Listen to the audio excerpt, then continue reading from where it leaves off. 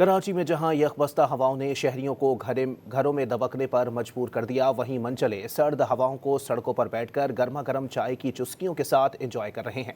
ऐसे ही नौजवानों से मिलवा रहे हैं डॉन न्यूज़ के नुमाइंदे आसिम खान। आसिम, बताइएगा कैसे एंजॉय कर रहे हैं इतनी सर्द हवाओं को शहरी?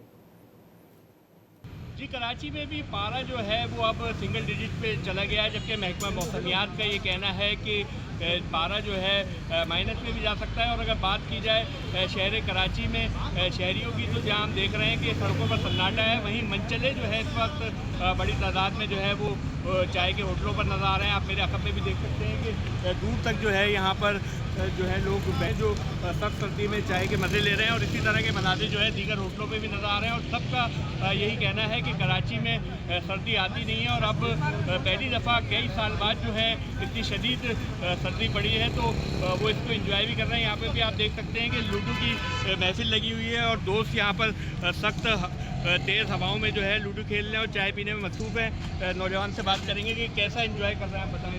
सर्दी एंजॉय करें, सर्दी बहुत हो गई है भाई, दबा तो बहुत सर्दी हो गई है। तो घर पे क्यों नहीं बैठे? होटल पे यार, तो मज़ा भी तो ले रहे हैं ना यार। क्यों, कभी कभी कोयटा का मज़ा ले रहे हैं हम। वैसी कभी कभी आती हैं।